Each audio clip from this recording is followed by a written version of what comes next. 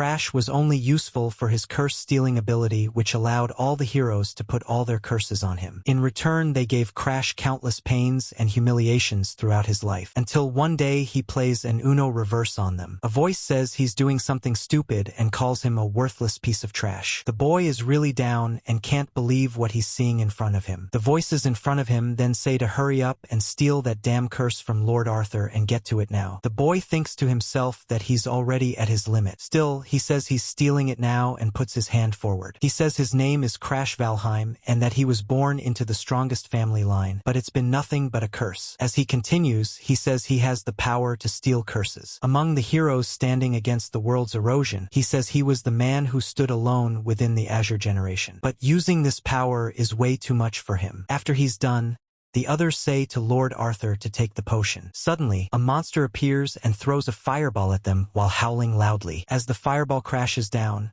someone says they're really gonna fight the Blue Death Knight with only this many people and that it's impossible. Sigrun, Abella, and Mary are there. Then a voice says for everyone to come over. They all gather together and start calling out Lord Arthur's name. Another guy simply says Arthur. Crash is also there. He says Arthur is a bastard and asks what the hell he's doing. Arthur says he's ending this right here and now, that the hope of this world has been severed and only ruin remains. Crash says Arthur is really giving up after everything they did to bring him this far. He asks if Arthur has any idea how many people lost their lives for this and says it's because Arthur was too busy fooling around with those ladies. He asks if Arthur has finally lost his mind. Suddenly, a lady tells Crash to shut his mouth and says Arthur has done his absolute best. She is Sigrun Iphania, the third princess of the Iphania Empire and a member of the Azure generation. She says Crash is just a piece of trash who can't do anything but steal and tells him not to dare talk back to Arthur. Crash can't believe how stupid these people are. He says that's rich coming from her. Then he points at them and says they're talking like this to the person who saved their lives. He tells them they wouldn't have even made it this far if it weren't for his skill. If they've forgotten, he says he'll jog their memory and tells them to start with Abella. Abella keeps crying and calling out for Lord Arthur, asking if he's all right. She is Abella,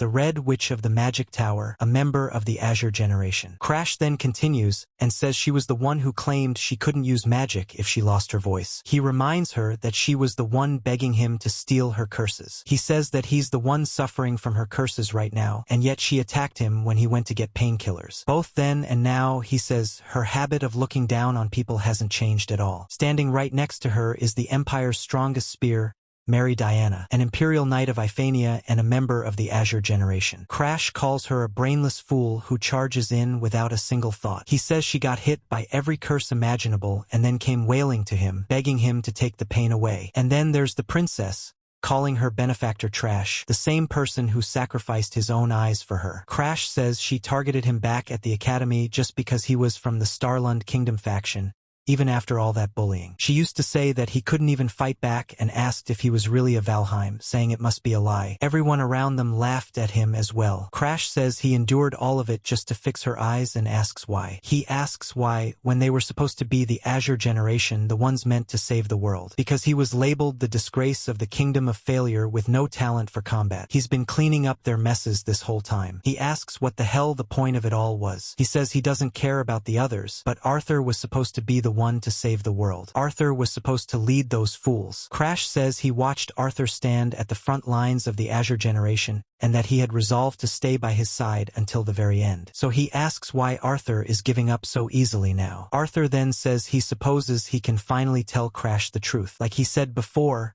this world is finished, so he's going to redo everything from the beginning. Crash can't believe what he's hearing. He asks what Arthur means by redo it. Arthur says that's right, and that this isn't the first time he's witnessed the end of the world, because his skill is regression. He says this with a smirk, which shocks Crash deeply. Arthur then continues, saying that now that he's acquired the technique for memory inheritance, he can return every time with his memories intact. Crash starts thinking that if everyone can start over with their experience. Suddenly, a realization hits him as Arthur laughs and says that the chances of preventing the apocalypse in the next world will skyrocket. After laughing, Arthur says that this is the plan. Then he adds that he's going to start over from the beginning with those three. Crash, shocked and filled with disappointment, asks what about him. Arthur just laughs and points at him, saying he isn't isn't needed. That hits hard. It hits like a truck. But Crash can't do anything about it. Arthur then says it's true that Crash's Black Hood skill is useful, since he can steal even the most unbreakable curses, and that it does have its uses. But he asks what the point is of regressing with someone whose body and mind are already in tatters. Honestly, Arthur says, what use would he be? It's much more efficient to just pick up a fresh, clean version of him in the next world. Another shocking realization hits Crash. He starts crying as he thinks that he's just a consumable to Arthur, and that this bastard intended to treat him as disposable from the very start. Arthur then says not to worry and that he'll make good use of him in the next world, and the one after that too. He says they'll meet again. Crash stutters and tells him to wait. Deep down, he thinks he always knew. As he puts his hand forward and watches Arthur and the others leave, he realizes he can't do anything. He thinks that when the Azure generation ignored him and Arthur just stood there watching, he already knew Arthur never truly saw him as a comrade. He shouts for Arthur to take him along, calling him a stupid idiot. However, Arthur only laughs and keeps moving forward. Crash then thinks that his consciousness is fading from the accumulated curses. His life is going to end before this world even finishes crumbling. He refuses to let it end like this. He then realizes that what Black Hood can steal isn't just curses, it works on skills too. Over and over in his mind, he vows that he will become the strongest, that he will become the most important person. He will cast aside all pride. He will slay dragons single-handedly. He will win through intellect alone. He will defeat the four heavens. He will annihilate entire cities. He will make them realize that he can use their own skills better than they ever could. He thinks that he's never tried it on Arthur because his skill isn't a simple curse, but this time,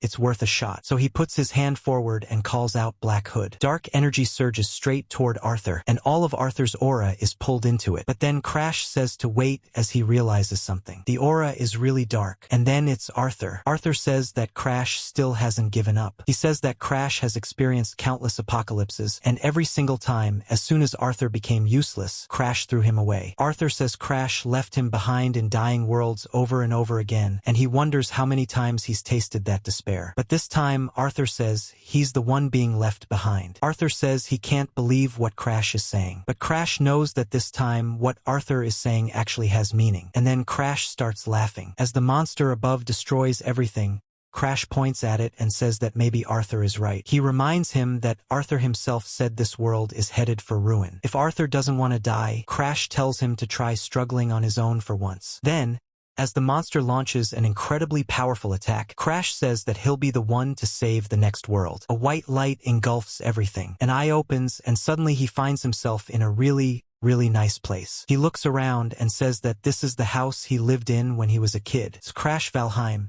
now 13 years old. Regression complete. He says he's a kid again. He can't believe it. Seems that, so far, everything is going exactly as expected. World erosion is a phenomenon where the world is quite literally eroded by another dimension. When world erosion occurs, environmental changes follow, but worse than that, erosion species begin invading from the other world. Among them, the ones that can mimic human form are called world invaders. Whenever anyone sees an invader, they immediately start running. They rush to report it to the knights. But those who stand against world erosion act differently. They immediately come forward to help and fight with all their might, starting combat on the spot. They are called the Azure generation. And Crash, with a body capable only of sealing curses, says that he joined the Azure generation. Treated as nothing more than a vessel for curses and ultimately betrayed by his comrades, Crash Valheim says it was truly a miserable life. But now he has awakened as a kid. Inside his room, he recognizes it immediately. He thinks that just a moment ago it was the dead of winter, but now it's hot enough to sweat. It's summer. If he's in Greenpine Manor, the place where he stayed as a child, then that last gamble, using Black Hood on Arthur, means he successfully stole the regression skill. He starts laughing. Then he thinks about how he was even able to steal it. People tend to believe Black Hood is a skill that can be used freely without restriction, but it actually has a very distinct flaw. Black Hood can steal a target's possession only if the user unlocks the padlock generated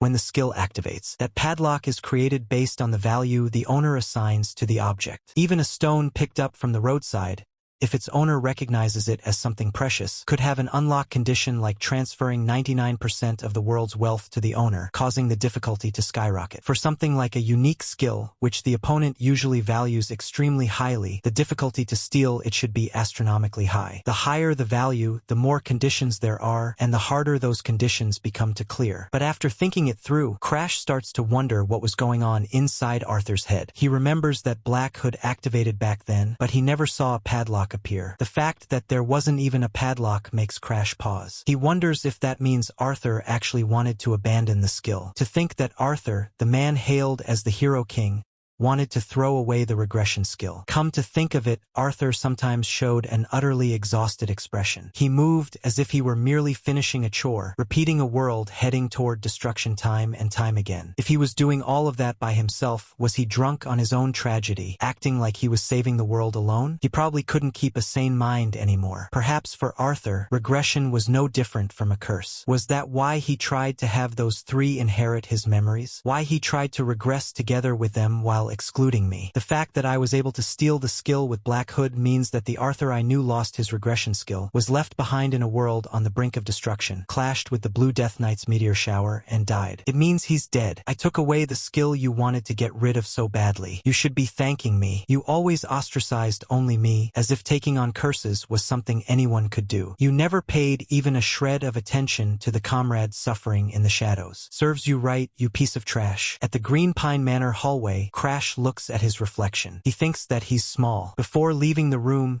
he checked his reflection in the mirror. He looks to be around 10 years old, short in stature but moderately muscular. This is the result of swinging a sword every single day, trying to survive in the Valheim family, the strongest martial clan in the Starlon Kingdom. If he's in Greenpine Manor, then the proof ceremony at age 10 must have just ended. The Valheim family proof ceremony is a place where one proves their ability by revealing which god they contracted with and what skill they were granted. The more excellent the contractor, the higher the rank of the god. The direct lineage of Valheim was always treasured, but he was the sole exception. He had zero martial prowess or talent from birth because no god chose him. After that, he was kicked out of the main house and sent to Greenpine Manor, where the failures are driven away. And now, only he, the biggest failure of the Valheim family, knows the end of the world, an apocalypse that not even the Azure generation could stop. He wonders if he can stop it, the destruction of the world. Then he shuts that thought down. It's not about whether he can stop it. He has to stop it. If the world ends, he dies too. There is no other choice. With that, his will becomes clear, and his resolve hardens. Then he starts thinking about the first step to preventing the apocalypse. But before he can think any further, someone approaches and calls him young master. Seeing him, Crash immediately recognizes the person and asks if something is wrong. He wonders what he's doing in a place like this. Crash also realizes that at this point in time, this man should still be alive. He asks himself if he's the only butler in Greenpine Manor. The man is Ariad, the only butler of Greenpine Manor. After seeing him, Crash feels genuinely happy and calls out his name. Ariad, however, looks a bit confused and asks if something is the matter, young master. Inside his mind, Crash thinks that Ariad was the butler who took care of a failure like him. Then another thought follows immediately. He wonders when Ariad plans to use the poison his brother gave him to kill him. Because the truth is, as Crash recalls more clearly, Ariad was the ringleader who fed him poison when he was 14 and taught him the very first betrayal of his life. Next, we see people crashing all over a field, getting completely decimated by someone overflowing with aura. Everyone around is shocked. They say he's really only 15, yet even the knights can't touch him. They say the title Sword Saint wasn't just for show. However, the person himself simply says it's boring. It's Charlotte Valheim,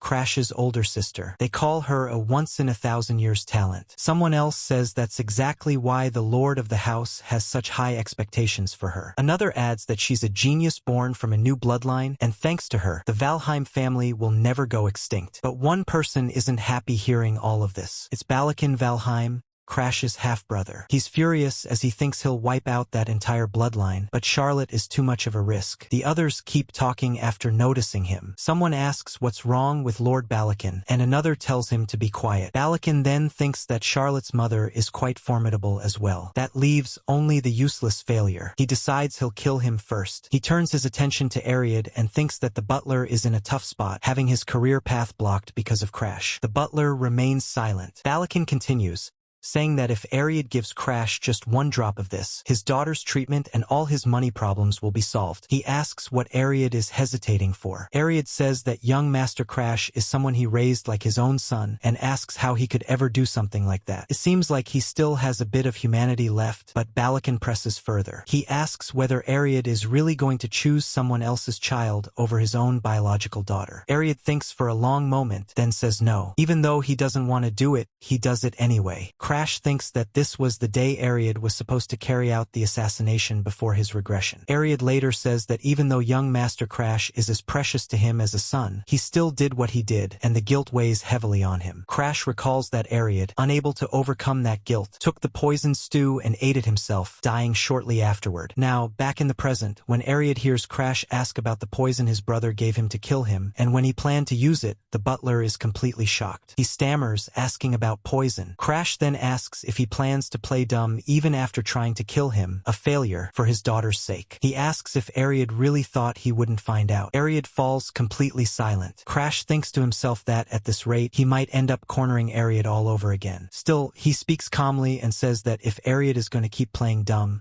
then so be it. He adds that if he hadn't been a failure from the very beginning, Ariad never would have been given those orders in the first place. The butler remains silent. Inside his mind, Ariad thinks that he expected Crash to blame himself once he learned about the betrayal, or to cry out in anger. But instead, Crash simply tells him to follow him. At that moment, the butler clearly realizes that young Master Crash has changed. Later, as they move through the manor, the butler wonders why they're suddenly heading toward the study. Then Crash points at a specific spot on the wall and tells Elliot to cut it open. The butler reacts in confusion, asking what he means. Crash says that if he's truly a butler of the Valheim family, this should be easy. Ariad replies confidently that of course it is. He immediately draws his sword, praises the era he was born into, and strikes. The wall is cut cleanly apart. Crash looks impressed and comments on how clean the cut is. A hidden passageway is revealed in a place like this, which shocks the butler. Crash simply praises him and tells Ariad he did well. The butler thinks to himself that, just as he suspected, Crash is a completely different person compared to yesterday. He also notices that Crash is using a night glow pearl for light. As he watches him move, Ariad thinks that Crash has an aura that strangely reminds him of the Lord of the House. He wonders what in the world could have happened to him. After looking around the hidden area, Crash says that this place brings back memories. Back then, it was after everything had already burned down, but this time he managed to get here before that happened. The butler asks whether he should cut the chains as well. Crash tells him no, saying he won't be able to cut these chains. He then wonders if he should test his own strength this time. Crash extends his hand, and a mouth forms from it. He activates the skill Black Hood. Dark aura surges out, grabs the padlock, and snaps the chain apart instantly. The butler is completely shocked. Crash, however, thinks that he isn't rusty, but the weight is still heavy. The butler then asks if young Master Crash perhaps formed a contract with a god. Crash thinks to himself that at this point in time, he shouldn't have made any contract yet. Out loud, he casually says that he just contracted with some insignificant god. As for the library, he adds that Ariad can feel free to report it to his father if he wants. The butler goes silent again. Inside his mind, Ariad thinks that Crash changed overnight through a contract with a god, meaning he must have obtained a powerful skill. After all, he shares the same bloodline as the greatest genius Valheim ever produced. Even if he isn't quite on Lady Charlotte's level, the current young Master Crash might still be something special. After a moment, Ariad speaks and says that at the very least, until whatever Crash is trying to do is finished, he won't tell a soul. Crash falls silent for a bit. He thinks that this must be the downside of regression, because he acted differently than in the past. Changes are now occurring in Ariad as well. But the Ariad who betrayed him still lives on inside his memories. He wonders if Arthur suffered from this same discrepancy, and if that's why Arthur forced the regression skill onto him. Crash then thinks that if he cures Ariad's daughter's illness, Ariad should swear loyalty to him. He decides he should increase the number of pawns he can use while he's here. Out loud, Crash simply tells him to do as he wishes. The butler is shocked once again. Crash then thinks that he'll consider a cure for Ariad's daughter later. For now, the secret library is the priority. He continues forward. The door opens, and an overwhelming amount of aura spills out from inside. Crash immediately senses danger, and a massive beam suddenly attacks them. The sight is horrifying. Crash thinks that even though he's endured countless curses from world erosion, this still makes his skin crawl. There's no doubt about it. The secret tomb is here. After scanning the area, he realizes he's found it. It's the secret library of the Blue Pine Pavilion. The ancestors who were branded as failures in the Valheim family recorded their techniques and memories here in their entirety. It isn't a skill, but a product of humanity itself, a place where they preserved their secret tombs in order to reach the pinnacle. At first, it was a place anyone could access, but it became a secret library because of just one person. That person was Damaris Valheim. He was the worst failure in the history of the Valheim family, yet also the one who was consumed by world erosion and became the strongest. The secret tomb left behind by that greatest of failures is here. As Crash steps forward and takes the book, he says that he's sorry he's late and that it belongs to him now. Damaris Valheim was the worst failure in the history of the Valheim family, and yet also the strongest person Valheim ever produced. Back when he stood at the peak of his power, some of the world's strongest warriors challenged him. But no matter how they fought, none of them could ever stop him. He continued advancing relentlessly, wielding his extreme blood immersion poison. He had incorporated world erosion into his own body and possessed a mad secret art that allowed him to wield that power. Before, half of the book had already been burned, so Crash never understood why Damaris ended up like that. Now, he finally understands. Crash thinks that maybe Damaris went insane because he couldn't control the rampage of the erosion. Come to think of it, when Crash himself was struck by the curse of world erosion, he weakened it with Black Hood and somehow endured by offsetting it with other curses. If the same principle applies to the rampage of extreme blood immersion poison, and if he steals a curse that controls the rampage to offset it, then he too can become strong like Damaris. Crash then asks if Ariad is alright. Ariad replies that he is. Crash gives a firm order, telling him that from today onward, no one is to enter the Greenpine Pavilion. Ariad immediately acknowledges the order. As he walks away, Ariad thinks that young Master Crash overlooked his past mistake. He decides that he must repay that kindness. He resolves to refuse the proposal from young Master Barakin, because from now on, his master is young Master Crash. When Barakin hears this, he becomes furious. He shouts in disbelief, asking if Ariad is really refusing his proposal for that half-wit. He rants that trash like that shouldn't be kept in the Valheim family, grouping together that fool, the so-called rare genius, and that failure. The thought of it makes him furious. He continues, saying that if not for that woman's filthy blood getting in the way, both he and Lilish would have retained their positions in the direct lineage. Now everything is ruined. He suddenly calls out for a servant. A butler responds and asks if Lord Barakin called for him. Barakin orders him to go to the Greenpine Pavilion where Crash is staying and find out why Ariad changed his mind. He tells him to investigate everything. However, the butler responds that they cannot enter. Barakin reacts in shock and asks what he means. The butler explains that young Master Crash's butler, Ariad, has sealed the entrance, preventing anyone, even the family head, from entering the Greenpine Pavilion. Barakin clenches his teeth and thinks that this arrogant failure is actually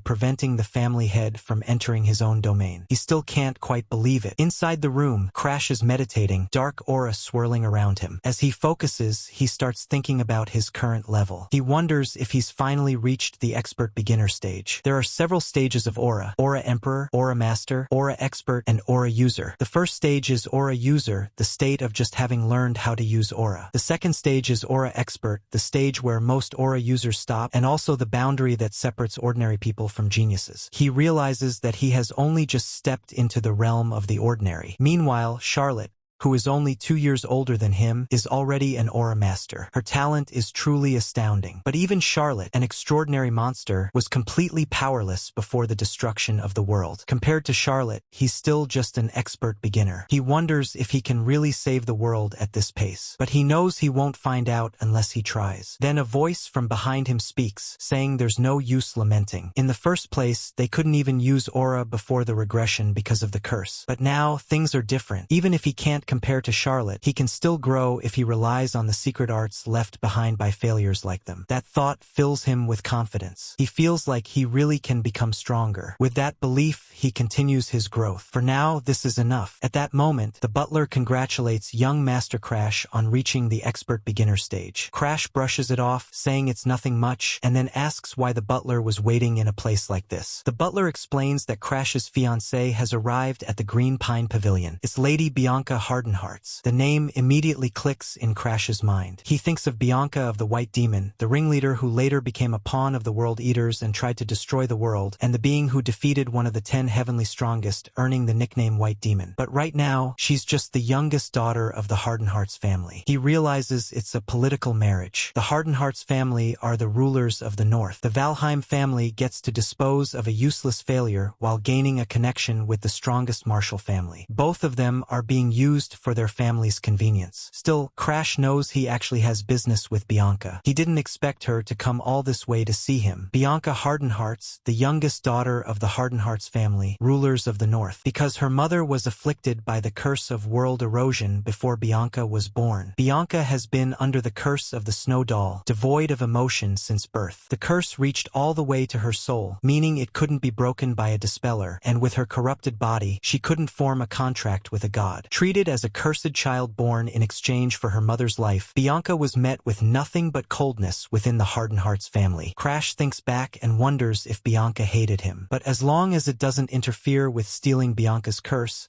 it doesn't really matter. After all, the Snow Doll is the exact curse he needs to control the rampage of extreme blood immersion poison. He glances at himself and thinks that showing up in this outfit would probably be a bad idea. Out loud, he tells the butler to prepare a change of clothes immediately. The butler responds that he will take care of it right away. Crash thanks him, then thinks that Bianca should be shown inside and asked to wait. 5 months ago, Crash was training together with Bianca and told her to just leave. He said she was only interested in the Valheim family's power anyway, so she shouldn't act like his fiancée. Outside, Bianca thought that it wasn't like she wanted to come here either. She still remembered what she had been told back then. She was told that the only way for the Hardenheart family to survive was to rely on the Valheims. She was told that if nothing else, she had a pretty face, so she could surely win over the youngest Valheim son. She was told that the fate of the Hardenheart family rested on her shoulders. Even so, Bianca thought that even without emotions, she could still judge right from wrong. If she hadn't been forced into a political marriage by her family, a foul-mouthed, pessimistic loser like him would have been someone she rejected herself. Back in the present, Crash apologizes clumsily, saying he can't believe they served such hot tea to someone with a sensitive tongue like hers. He says he'll talk to the maid later and that he'll just leave it there. Bianca remains silent. Crash then suggests that since the weather is nice,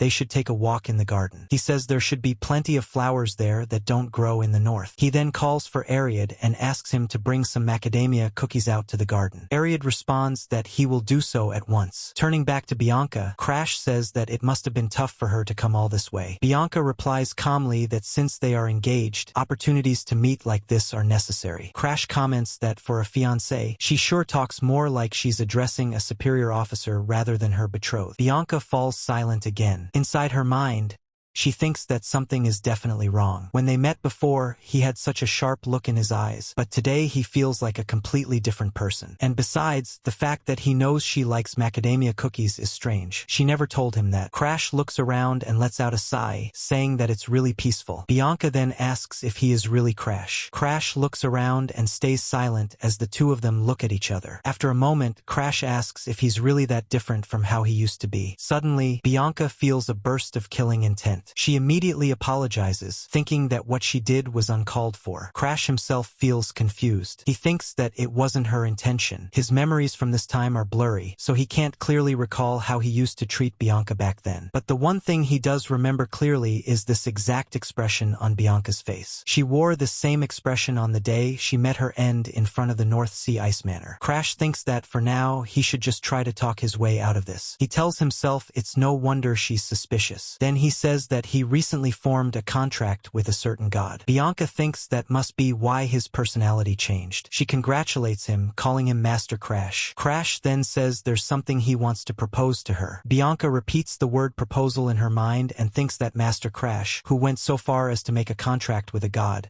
actually has a proposal for her. She wonders if this means the engagement is off. Crash asks why she would think that. He says he understands not wanting to marry someone like him and wanting to call off the engagement. Bianca thinks that he's being self-deprecating again. She wonders why Mr. Crash has such low self-esteem when he's a Valheim. She then says that she is his fiancée and that isn't going to change. She still doesn't show any emotion, even though her words carry a lot of weight. Crash thinks about when the last time was that he heard words without lies. He says he understands, then says they should get to the main topic. With his awakened ability, he wants her snow doll curse. As he puts his hand forward, ready to take it, Bianca thinks that he's asking her to hand over a curse that even famous curse breakers couldn't lift. She wonders if he intends to take the curse upon himself. Crash confirms that he does. He says he wants to use that curse, and if she hands it over, he'll grant her any one wish she has. Even ruin would be fine. Bianca thinks that Crash is treated as a failure, so there must be a rift between him and the direct lineage. Maybe he's simply exhausted by it all, to the point where he wants to erase his emotions entirely. She stays silent for a while and thinks more deeply. She wonders if this is what they call an illness of the heart. A mental mage she once knew said that when a person reaches their mental limit, they fall prey to a sickness of the heart. If someone succumbs to it, they might take their own life or suddenly become kind, as if they were a completely different person. She recalls that such behavior is extremely dangerous, a warning sign of an impending end. Bianca tells him that if someone close to him ever becomes like that, he must stay by their side. She says everything will be all right and that she knows he can overcome it. She grabs his hand and tells him he just needs to control his emotions without relying on the curse. Crash responds that he thinks there's a misunderstanding here, but Bianca says she'll be coming to see him often from now on. She adds that if she asks her father, she might even be able to live nearby. Crash is caught off guard and asks what's with this sudden talk. He asks if she doesn't actually hate him and whether she ever even wanted this engagement in the first place. Bianca replies that even if that were true, she can't abandon someone who's standing at the precipice. In his mind, Crash notes that she didn't deny it. He then thinks that Bianca is the type to rush headlong into things once she sets her mind to them, but this feels like a massive misunderstanding. He wonders if, since she won't let him have the curse willingly, he should try activating his skill in secret. He activates Black Hood. As the skill begins to work, a notification appears, stating that an unlock condition is being generated. The first unlock condition is to become Bianca's friend. Crash immediately realizes this is troublesome. The curse is double-locked. Since it's a curse Bianca has carried since birth, it's been recognized as part of her body and assigned a value, even though curses normally shouldn't generate locks. And the unlock condition is to become friends with the White Demon, which is even harder than becoming her fiancé. He thinks further that Bianca doesn't have emotions and rarely shows interest in anything. Sending her back to Hardened Hearts would only speed up the moment she becomes the White Demon. So he decides to keep Bianca by his side and look for an opportunity to unlock the curse later. If he can prevent her from becoming the White Demon and obtain the Snowdoll curse at the same time, it would be killing two birds with one stone. For now, doing as Bianca says is the best option. So he tells her that it makes him happy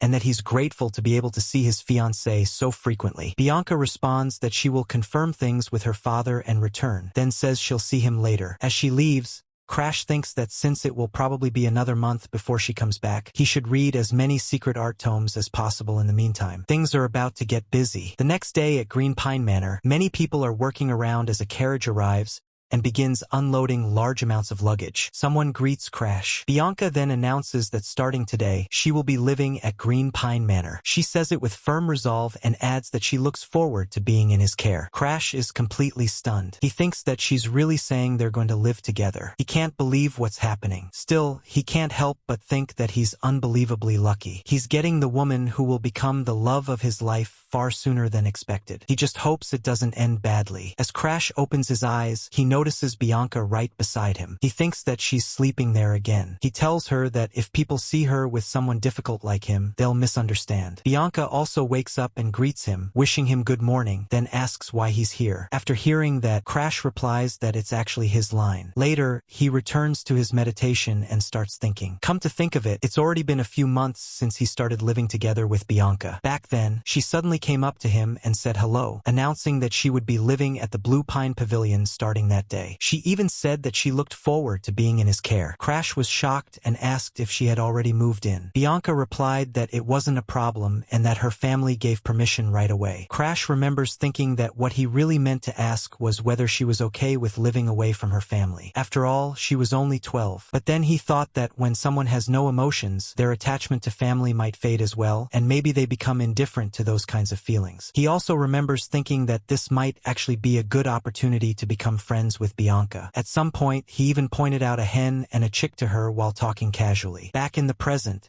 as he continues meditating, his thoughts move on. That all happened in the summer, and now it's already winter. This year is almost over, which means the opening of Rahan Academy is getting close. Rahan Academy is an institution established by the 4 great kingdoms and the empire working together to train people capable of opposing world erosion. Anyone between the ages of 15 and 20 can attend. Before his regression, that academy produced countless members of the Azure Sky generation, many of whom possessed cheat-level skills. Crash thinks that because of those bastards, and because he knows their weaknesses better than anyone, he'll be able to steal their skills easily. Once he enters the academy, he plans to steal every last one of them. He realizes that he'll be turning 14 next year, which means he still has a year before enrollment. He needs to become as strong as possible before then, but he's already starting to hit the limits of his talent. With only the secret tome, the beginner level of his expert entry stage is his current limit. To overcome that wall, he has no choice but to steal Bianca's Snow Doll curse as soon as possible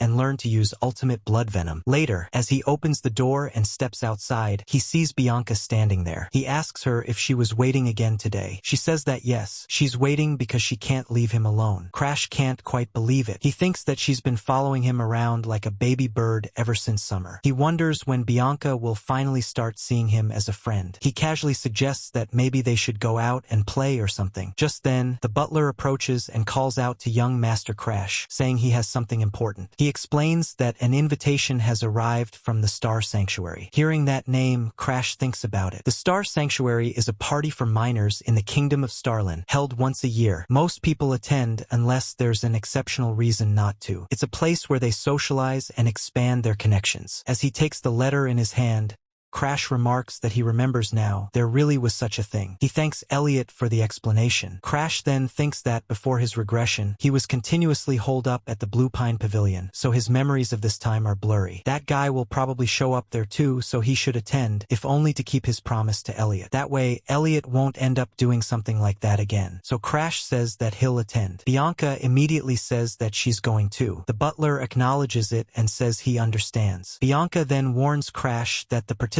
at the Star Sanctuary will most likely criticize him. Crash agrees, saying that she's right. He adds that he doesn't even know what they might say to her either, so maybe it would be better if she didn't go. But Bianca refuses. She says she's going with him because it's a fiancé's duty to protect her partner. Crash responds that he's not asking her as his fiancé. He says he's asking for her honest feelings. Crash notices that sympathetic expression on her face again. For the past few months, Crash has been unnaturally kind to Bianca. He asks her what she wants for breakfast, suggests they go to the study to pick out the next book together, and treats her gently in small, everyday ways. Eventually, Bianca falls asleep beside him. She tells him that she's not going anywhere so he can sleep a little longer. To Bianca, that warmth feels unfamiliar. She thinks that she's never been treated this kindly, not even in the Hardenheart's household. It reaches the point where she can barely remember how terrible her first impression of him was. Because of his kindness, she realizes that she doesn't dislike Crash anymore. With that thought settled,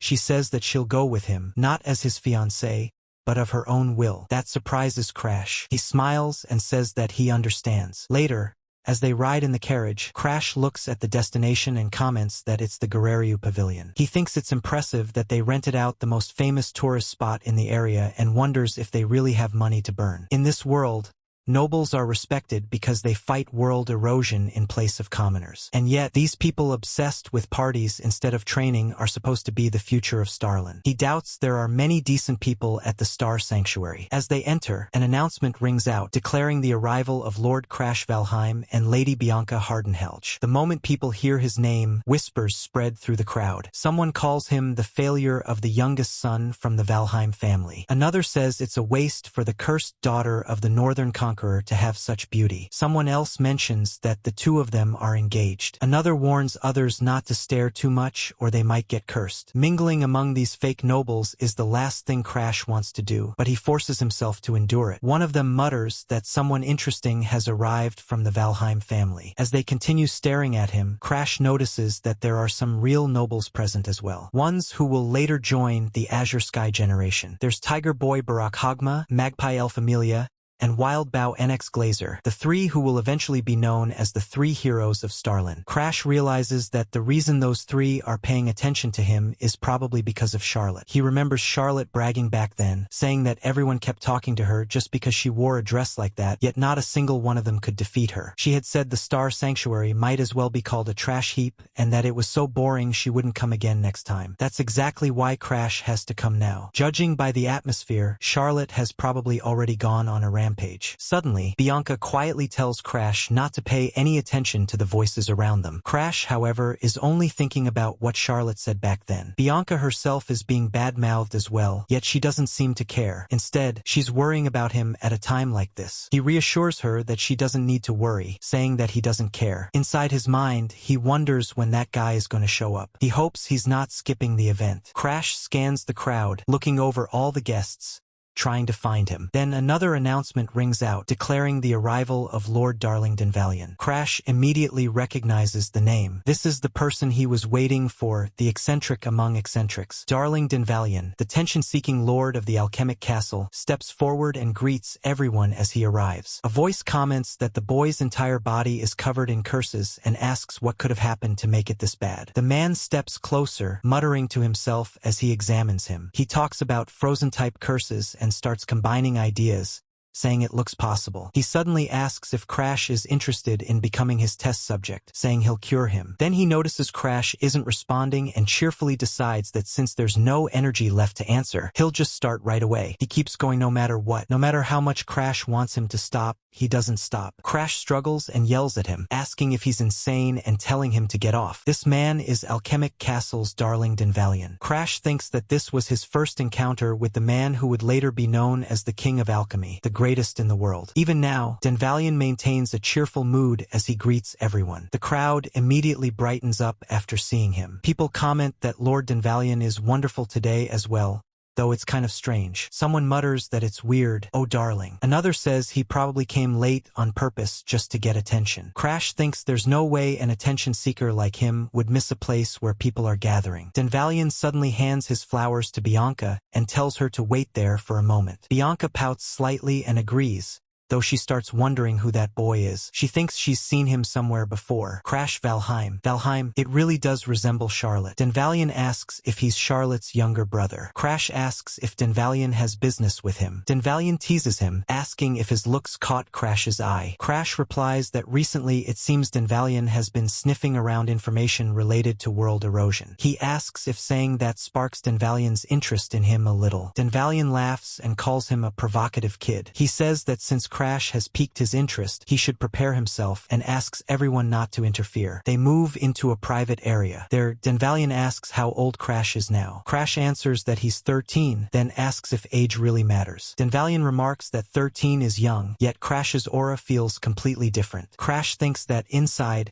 he's an adult who already graduated from the academy. Out loud, he says he doesn't have much time and would like to get straight to the main topic if possible. Denvalion tells him to go ahead. Suddenly, Denvalion tosses him a sword and tells him to catch it. The moment Crash grabs it, he notices attacks coming at him. A fight breaks out immediately. Crash demands to know what Denvalion is doing all of a sudden. Darling says that he met Charlotte's younger brother and just wanted to see Crash's skills for himself. Crash thinks that this guy is seriously troublesome. As they continue fighting, Darling casually mentions that didn't Crash say he had something to discuss, adding that he's listening and telling him to go ahead. Crash responds that it's about that, all while continuing to block, dodge, and fight back. As Crash starts performing better and better, Darling is genuinely surprised. He asks if Crash wasn't supposed to be a failure with no skills at all. Crash replies that despite how it looks, he trains every single day. Inside his mind, Crash thinks that this is tricky. Using secret techniques against a scholar like this isn't ideal. Maybe he should shake him up a bit instead. So he brings up research on neutralizing curses and says he could help with that. This completely catches Darling off guard. He asks what Crash could possibly know about alchemy to say he'll cooperate with him. At that moment, Crash moves his feet swiftly. As Darling is about to react, Crash suddenly takes the upper hand. Crash then brings up the research to neutralize the curse of the World Eaters, something that even Dispellers haven't been able to break, no matter what other curses they tried to use. He says that to become a first-class alchemist, Darling has to prove that research, right? Darling finally calms down. He's clearly seen enough of Crash's skills by now. Crash continues, saying he'll help with that research using his ability to steal curses. Darling can hardly believe it. He thinks about Aura and wonders how someone who was supposed to be a failure with no skills could be like this. Still, he admits that if what Crash says is true, it's the perfect opportunity to prove both the supply and demand principle and curse neutralization at the same time. Darling then asks what he should do in return. He jokingly suggests becoming Crash's special friend. Crash immediately shuts that down, saying that Darling's cheeriness is going too far. He explains that he plans to acquire several curses in the future and wants Darling to make medicine to reduce their effects. Darling responds that mixing medicine is his specialty. Crash thinks that stealing skills alone isn't enough. Even the Azure generation, who wielded extraordinary abilities, couldn't prevent the world's destruction. A failure like him has to use every possible method, medicine, tools, anything available. Darling remarks that he heard Crash lost his motivation from constantly being compared to Charlotte, but it doesn't seem like that's the case at all. He comments that an overwhelming genius and a twisted person. Both siblings are insane in their own way. Then Darling asks if he can ask just one thing. Crash tells him to go ahead. Darling then asks if Crash is planning to attend the soon-to-be-established Rahan Academy. Crash answers that it's obvious. As he points at Darling, Darling immediately gets excited and says that there will be tons of skills to steal at the academy. Darling then says that if that's the case, it's perfect. He says he'll do anything, mixing medicine or whatever, as long as it involves curses, and that he welcomes it. He even adds that the spot next to him is open. Crash thinks to himself that this guy really hasn't changed, neither then nor now. Darling suddenly adds that aside from that, there's one more thing he wants to ask. Crash tells him to go on. Darling brings up scleration disease, the incurable disease. He explains that it's the disease where the skin turns blue-black and eventually leads to death. He asks Crash to make medicine for that disease. Hearing this, Darling himself can't believe what he's asking and says that Crash must not understand the meaning of the word incurable. Even for him, that should be impossible. Crash calmly responds that even so, Darling will complete it, although that's a story for much later. Crash thinks this to himself, then sighs, puts his hand forward, and tells Darling that he can do it. Darling says that hearing that really pricks at his pride, but he still bumps fists with Crash. Crash tells him that once the medicine is complete, he should contact the Greenpine Pavilion. Darling responds casually that he'll deliver it himself in person. Crash then adds that something has been bugging him for a while. He asks if Darling likes his sister. Immediately, Darling gets overly excited and screams, declaring that he loves Charlotte very much. Crash asks why.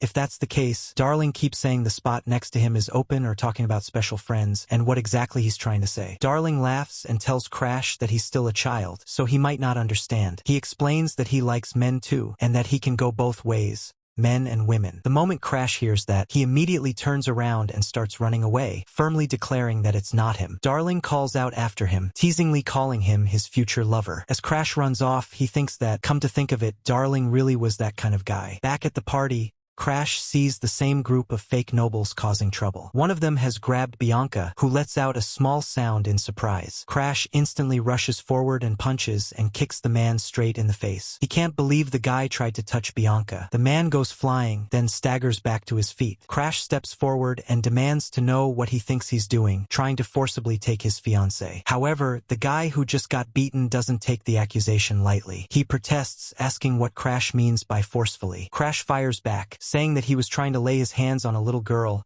and asks if that's really the kind of person he is, calling him a piece of trash. The man panics and denies it, insisting that he was only following Princess Claudia's orders. Hearing that, Crash looks around and thinks about it. The second princess's orders. Claudia's retainer. The man hurriedly explains that it's true. The second princess ordered him to bring Lady Bianca to her. He says Bianca was brought here by force, but claims he didn't want to drag her like that. Still, it was a royal command, so he says he had no choice. Crash starts thinking. Bianca is the youngest daughter of the Hardenhearts family, the rulers of the north. But because of her curse, her reputation among the nobles is extremely low. Why would a princess who's always been a loyal subject go out of her way to summon her? Something doesn't feel right. He keeps thinking hard, then suddenly notices someone. Annex. Crash remembers that his sister used to follow her around obsessively. After Annex was defeated at the Holy Land of Stars, even though she hated Charlotte, she couldn't let go of her admiration. In the end, that obsession twisted her. Since she couldn't beat Charlotte with her own power, she set her sights on Crash instead, her younger brother. And even now, the moment Crash and Bianca entered, Annex had been watching them. Crash lets out a short sound and asks if they're really dragging Bianca into this too. The man starts getting visibly scared. Crash then says fine, he'll go. That completely catches the man off guard. But Crash adds that instead of seeing the second princess, he's going to see Annex. The man is confused and asks why Lady Annex. Crash replies that even if he serves the princess, he doesn't know who actually ordered him to do this. He asks if this has something to do with Annex, and remarks that the man has picked up some bad habits. Then Crash turns to Bianca and tells her they're leaving. Bianca immediately agrees. They start walking together, holding hands. As they move, Crash keeps wondering why Bianca refused to go earlier. He thinks that he can guess the mastermind because he's lived through this once already. But Bianca is only 12. She shouldn't have been able to grasp the situation yet. So why did she ignore a princess's order? He finally asks her why she disobeyed the princess. Bianca answers simply that she did it because Crash told her to wait. Hearing that, Crash can't help but feel even more affection for her. He tells her she did a good job. The two of them continue walking ahead. Later, someone greets them, saying that Crash actually came after all. Crash finally comes face to face with Annex. Another person explains that Annex had no choice but to let Crash in once he arrived. Crash looks at the man standing there and thinks, Blackwood, the tiger boy. He wonders why he always felt this guy was such a skilled dual swordsman. He also wonders where things went wrong back then. Still, he's glad Annex gave the order to let him in. Then Annex speaks. She says she was curious about him as well and suggests they have a match. Crash thinks that it really did end up like this after all. He points out that fighting is forbidden in the Holy Land of Stars. But the tiger boy responds that Crash fought Charlotte before, so it should be fine this time too. He adds that Crash is weaker than Charlotte anyway. Crash thinks about it. He remembers hearing that this guy lasted longer against Charlotte than Everix did, even though both were experts. Everix's level was slightly higher, but his battle sense was so unpredictable that Crash couldn't read his next move. Compared to that, this guy is easier to read. Still, looking at his eyes, Crash knows he won't give up easily. Avoiding the fight doesn't seem possible, so Crash agrees. He releases just a little bit of aura and slaps him aside. The movement is so fast that no one can even tell what happened. Then Crash follows up, attacking again and again with continuous 1-inch strikes. With those blows, the man can't even fight back. After taking a brutal beating, he collapses to the ground. Crash watches him calmly. The man struggles to rise and comments that Crash is merciless. Crash replies that he's the one who challenged him. The man laughs weakly and asks if he can go get his weapons first. Crash scoffs, thinking about crazy weapons, and asks if he can even keep going. The man lets out a weak sound and collapses again. Crash looks down at him. Bianca then asks what kind of aura Crash used. Crash explains that it was a Valheim secret technique called 1-inch punch. Long ago, a failure of the Valheim family devised it. It's a technique that delivers maximum destructive power at the shortest possible distance. If the conditions are met, it can even cause internal damage. He thinks back and explains that before he returned to the past, it was the only technique he managed to salvage from the burning Greenpine Manor. Thanks to 1-inch punch, he survived countless life and death situations. Looking at his hand, Crash says that he used his best technique. The opponent won't be getting up for a while. He then tells Bianca that they should head inside. Bianca agrees quietly, and the two of them move forward together. Up ahead, they encounter more people. One of them mocks the situation, saying it's hilarious that Crash actually defeated Blackwood. Crash responds calmly, saying that they used the second princess just to lure him out here and that this person was standing there for that exact reason. He adds that since they wanted him here, he showed up. The man asks how Crash realized it. He says it's strange because Crash is different from what he's heard and wonders if the rumors were fake. Crash replies that this very person was the one who spread the rumor that he was a failure. He then adds that if this guy loses to him today, those rumors are going to change from now on, even if just a little. As he says that, Crash thanks Annex Kleiser in his mind. They were together from the academy all the way to the Azure Sky generation. A former friend. Because they spent such a long time together, Crash knows him well. He thinks about how Annex would always run away without a plan. How the only reason Annex stayed friends with him was because Crash was useful to him. And that usefulness was for the worst possible reason. A lot of terrifying things happened back then. He remembers standing there, surrounded by chaos, shouting that everyone had been taken out and asking Annex for help. He remembers Annex panicking, thinking that if people found out falling into the trap was his fault, he would lose his place in the Azure Sky generation. Annex thought that if he survived alone, no one would ever know the truth. Crash remembers shouting that it wouldn't be that easy. The internal power struggles were already fierce, and Annex would definitely be kicked out anyway, using this incident as an excuse. But Annex didn't care. He thought it was fine. He decided he would blame everything on Crash. Since Crash was already hated by everyone,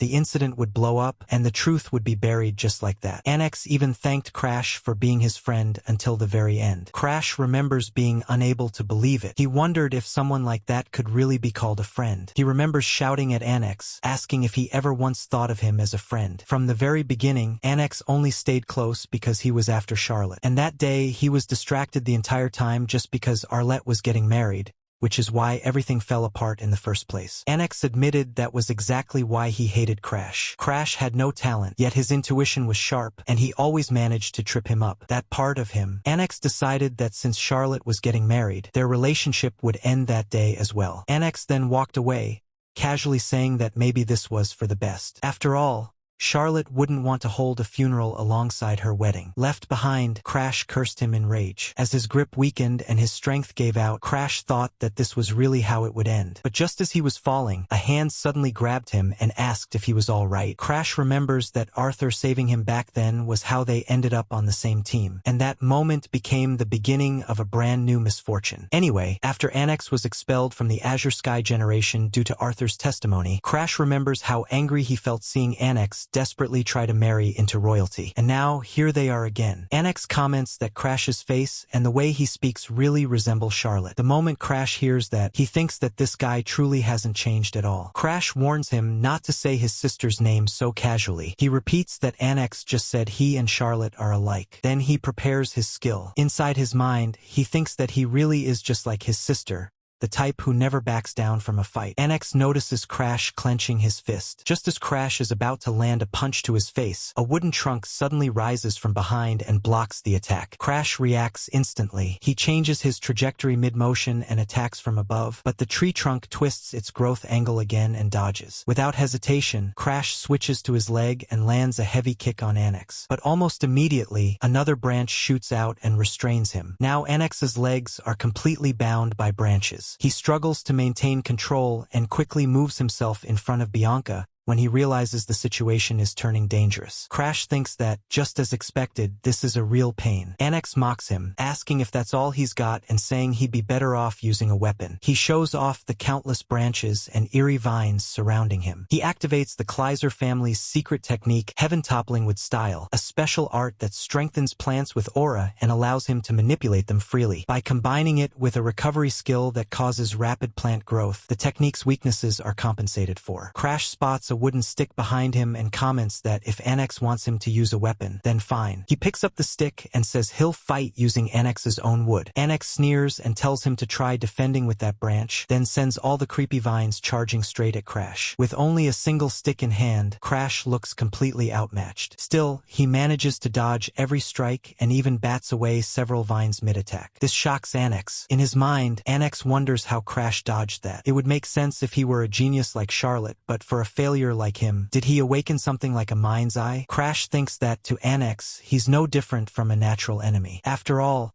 he saw Annex's abilities so many times before the regression that he got sick of them. He wonders if Annex is thinking about Charlotte again. Crash was only listening quietly, but Annex grows visibly angrier. This time, his branch attacks become larger, stronger, and far more intense. Even Crash is forced to retreat a few steps. Annex warns him to watch his mouth. A massive tree monster begins laughing as it forms. Annex activates his technique, Heaven Toppling with Giant, and tells Crash to be careful from now on. One of Annex's companions panics and tries to stop him, saying that he must not do this. If that attack hits Master Crash directly, the consequences will be irreversible. But it's already too late. The colossal monster finishes forming and raises its massive fist, ready to smash Crash. Crash, however, keeps his mind calm. He remembers something from the Greenpine Manor's secret library. Among all the books, there was the thinnest secret manual of them all. Its author was an ancestor who swung his sword continuously until the age of 80. He had no talent at all, just a man who endlessly repeated simple practice swings. The manual, written in his final years, was incredibly short. It only recorded those repeated swings, but the technique required complete unity between oneself and one's weapon, a realm unreachable through short-term martial study. Crash thinks that because he had been forced into countless life-or-death situations due to his curse, he was able to comprehend that ancestor's secret technique. The sword becomes me. I become the sword. With that state of unity, Crash swings once. With a single slash, the massive wood giant is cut apart cleanly. It's a simple truth. Sometimes,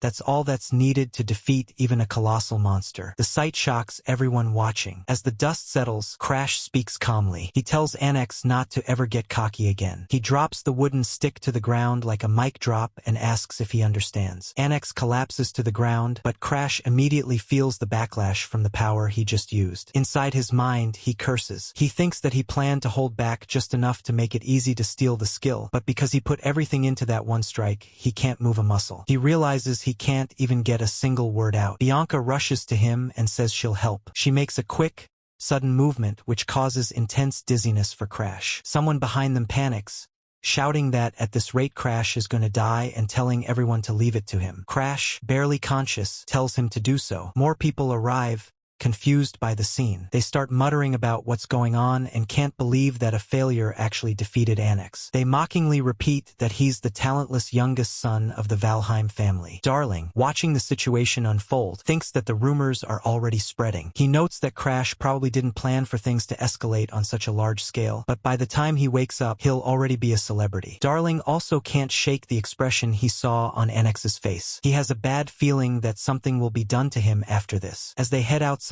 Darling casually tells Crash that he isn't allowed to die until he cooperates with his research. Later on, Crash is shown training relentlessly. He thinks that a week has passed since returning from the Holy Land of Stars, and that he's finally recovered from the damage he took back then. He realizes that if he had continued pushing himself to corner Annex until the very end, he would have ended up in even worse condition than Annex himself. He remembers that he lost consciousness in the carriage. If he hadn't passed out, he could have at least finished the preparations to steal the skill. Crash recalls that he had two methods in mind for stealing skills. The first was the standard method of unlocking Black Hood. The second was inducing the opponent to lower the value they placed on their own skill. The method he intended to use on Annex was the latter. That method works best when you can overwhelmingly defeat your opponent. Since the Wood Sky Giant fell to a single strike, the doubt Annex felt should have spread like ripples. Losing to someone he looked down on as a failure would cause him to question the value of his own skill. Crash is confident that even if it takes time, Annex's recovery skill will eventually become his. That's why, for the remaining year before entering the academy, he plans to train every single day to surpass the so-called geniuses. But then, the butler appears and announces that Master Beloken has arrived at the Blue Pine Pavilion. Crash sighs inwardly and thinks that it looks like Brother Beloken's patience has finally run out. The butler adds that he has already refused Beloken's messages 22 times and can't push it any further. Crash tells him to let Beloken in. The butler acknowledges the order and leaves. Bianca then hands Crash some water and tells him to drink. Crash thanks her and takes a sip, then looks at her and asks what's wrong. Bianca tells him that he smells like sweat. Crash reacts in surprise and wonders if it's because waste products are expelled when using aura. He jokes that maybe his nose is numb because he's used to the stench of world erosion. Bianca tells him that he should take a shower before meeting Master Beloken. Crash dismisses it, saying he'll probably just end up moving around again anyway. Bianca immediately tells him not to come near her then. That catches Crash off guard. He jokes that he's getting orders from his own fiancée and says that Bianca has really grown up. Bianca quickly runs away. Crash watches her go and wonders if he can escape the leakage. Inside his mind, he thinks that Bianca feels more like a little sister to him, so he can't help teasing her. He also thinks that if his acquaintances from before the regression saw him like this, they'd probably be staring at him coldly. Suddenly, a familiar voice speaks behind him, asking if he's gone soft from peace and whether he really thinks he can prevent the destruction of the world like that. Crash recognizes Arthur's voice in his memory. He thinks that he hates to admit it, but except for the very last moment, Arthur really was a hero who always stood at the front and never let his guard down. Then another voice cuts cuts in, mockingly asking where Arthur is and what's going on. The voice adds that Crash seems to be flirting with his fiancée and having quite a lot of fun. That voice belongs to Beloken Valheim, the third son of the Valheim family. Crash turns around and replies calmly that everyone needs a breather once in a while. That clearly surprises Beloken. He remarks that the boy who used to be too afraid to even make eye contact is now looking him straight in the eyes. He wonders if the rumors about Crash beating Annex were actually true. Crash then casually asks why Beloken, who must be very busy, had time to come all the way to the Blue Pine Pavilion. Beloken repeats the word busy. Crash continues, saying that he heard Rahan Academy decides admissions purely through exams, regardless of status. He adds that Beloken should be preparing as well. Beloken can't believe what he's hearing. Inside his mind, he scoffs and wonders if this guy is actually provoking him. He thinks about how even the strongest empire in the world fears the Valheim family and has never dared to strike the Starion kingdom. The Valheim family stands on a completely different level from ordinary noble houses. And as for him, he's a true direct descendant of Valheim. Yet this guy is telling him to prepare for academy exams just because he beat someone like Annex. Beloken laughs inwardly and tells Crash out loud that it's a funny joke. He adds that it's only natural for a commoner to worry about whether they can even enter the academy. Crash calmly agrees, saying that he supposes so. But inside, he wonders what's with that attitude. Beloken then says that the real reason he came today is to deliver an order. Crash repeats the word order in confusion. Beloken explains that they're going to prevent the world conquest that occurred at Mount Choir Lake. Hearing that, Crash is genuinely shocked. He asks how that's possible when family missions aren't supposed to be mandatory until the age of 15. Beloken reassures him, saying not to worry. He'll be accompanying Crash as his guardian. He then mocks him slightly, asking if his younger brother, who supposedly beat Annex, is getting cold feet over something like this. Crash immediately realizes what's really going on. In his mind, he knows Beloken is just trying to check his strength and keep him under control. Even so, Crash agrees and says fine, they'll go. Inside, he thinks that he's far more accustomed to world conquests than peaceful daily life. Whether this is Beloken's trap or not, he already has a way out. Bianca then asks where Crash is going. Crash tells her he'll be gone for a while because of the conquest and tells her not to follow him. Bianca responds that she isn't coming anyway. They both think that it makes no sense for a 13-year-old to go stop a world conquest. Beloken scoffs and mutters about this cursed princess. Crash immediately cuts in, saying that she's his fiancée. He adds that surely a generous older brother wouldn't take the words of a 12-year-old child seriously. Beloken is visibly frustrated, but he can't argue back. In the end, he turns around and starts walking away. Crash then praises Bianca, telling her she did a good job. Bianca says she didn't do anything. Crash replies that if she's not even aware of it, that's fine. Bianca then asks him not to collapse again. Crash assures her that he won't, says he's heading out, and starts thinking about the plans he needs to prepare next. World corrosion is a phenomenon where our world is literally corroded by another world. Sometimes corroded species appear, other times the environment itself changes. If the corrosion progresses far enough, the area can even turn into another world entirely. A small group is standing inside such a zone. One of them reports that a swamp has formed on Mount Zerilac. Another mentions that it was opened as a Star 3 corrosion. Beloken asks if the purification squad said anything. Someone replies that they said they would begin their work as soon as the master of the area is dealt with. Crash is also there, wearing a mask and looking around. He thinks that Star 3 is a level and expert rank mid-tier Knight Order could handle without much trouble. And even though Beloken acts the way he does, he's still an expert rank, high-tier fighter. He should be able to defeat the master of the corroded zone without issue. Beloken calls out to Crash. Crash responds immediately. Beloken tells him that he brought him here to give an expert rank, low-tier some experience. Crash reacts cheerfully and agrees, but in his mind, he scoffs. Experience? He wonders who Beloken thinks he's talking to. The only reason he followed Beloken, who's clearly trying to pressure him, is to test a temporary solution for controlling his rampage. As they fight the corroded monsters, one of the knights shouts in excitement. Another curses, saying that at this rate there will be no end to them. Someone else suddenly points something out. Crash observes that the corroded species they're fighting has no head, but it does have teeth. He warns them that if they get bitten, the wound will swell up, so they should make sure to envelop their entire bodies in aura. The others immediately acknowledge his instructions. One of the knights asks if Lord Crash has experienced world corrosion before. Crash replies calmly that he's only 13, so it would be strange if he'd ever had a chance to get close to a world corrosion site before. Another knight laughs and agrees that it's true. Beloken watches all of this and starts thinking, for a failure, why is Crash so composed in his first corroded zone? When Beloken himself first entered one at 15, his pride was torn to shreds. How can Crash afford to calmly give advice to seasoned knights? This is completely different from his own first experience. Beloken tells himself not to compare Crash to himself, but he can't stop thinking. He realizes that he's getting irritated, even furious, just by looking at Crash. Then another thought hits him. If, just as a hypothesis, Crash grows up to be like Charlotte and eventually surpasses him, wouldn't that make Beloken the real failure of the Valheim family? That realization hits him hard, and it's the worst feeling he's ever experienced. Beloken tells Crash that they'll be arriving at the Master's location soon. He adds that Crash is lucky, since this seems easier than his own first time. There don't appear to be any other corroded species nearby besides the Master itself. Crash replies that this is all the more reason to stay on guard. If there are no lesser corroded species, it means the Star 3 Master is powerful enough to maintain the corrosion on its own. The weight of his words settles over the knights. Beloken scoffs and tells everyone not to get spooked by something like this. He says they shouldn't be shaken by a child's words and reminds them that it's just a Star 3. He orders them to finish it quickly and head back. That finally restores some morale, and the knights respond affirmatively. Crash, however, thinks that they'll figure it out themselves soon enough. For now, he needs to focus on what he came here to do. As he looks ahead, he senses it clearly.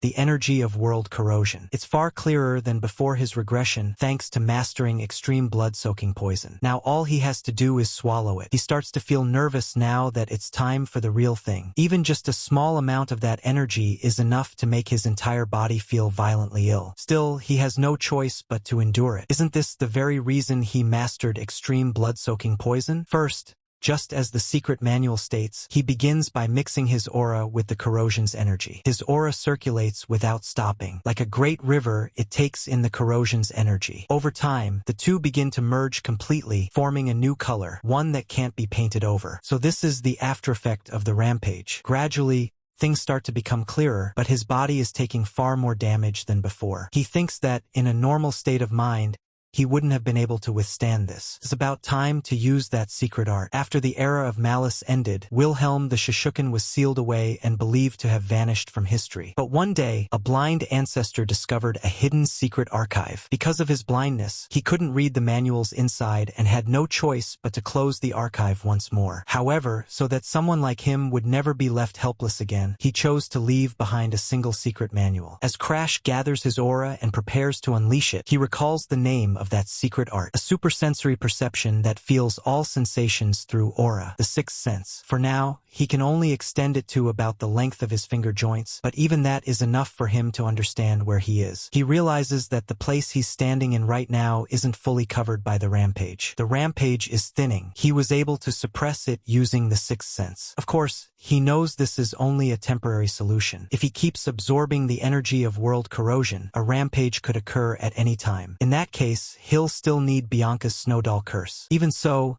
this doesn't change the fact that he managed to handle it, even if only as a stopgap. This is the first time he's been able to grow to the next level. But then, suddenly, he feels something far more immense inside the area. He freezes. No way, he thinks. When he looks back, a horrifying monster is staring straight at him. This is what he sensed earlier. Taking a closer look, he notices that the monster's eyes are closed. But then, all of a sudden, they open. The moment they do, the monster becomes even more terrifying, as if it's about to move at any second. Crash keeps his eyes fixed on it. More people arrive behind him, and someone recognizes it, realizing that it's the Master. The sight is absolutely horrifying. Countless bodies are fused into it. It's the Zinganki thousand-faced demon. At that moment, a commanding voice rings out, ordering everyone to prepare for battle. Beloken draws his sword, and the others prepare their weapons as well. As they begin unleashing their aura, Ignis flares to life, and a sense of confidence spreads among them. One of the knights praises Beloken, thinking that his Ignis chaos is always magnificent to behold. Another adds that it's not just for show. Its destructive power is immense. After all, it's a skill that incinerates its target, no matter what it is. Crash watches Ignis quietly. He thinks that this is the very skill that burned his arm before. Memories resurface. Beloken kicking him over and over again in the past, mocking him and asking if he finally understood the difference in their power, saying he had no time to waste on trash like him. Crash thinks that, before the regression, Beloken was completely insane. He wonders what he's like now. Strangely enough, Crash feels a bit excited as he prepares himself. He hopes Beloken hasn't changed at all. Meanwhile, the monster continues rampaging. Faces are being torn away from the soldiers one after another. Someone panics, wondering if this is a face-erasing curse. Another realizes that even the senior knights are struggling against the monster's 8 arms. There's no way apprentices like them can avoid the curse. If it's come to this,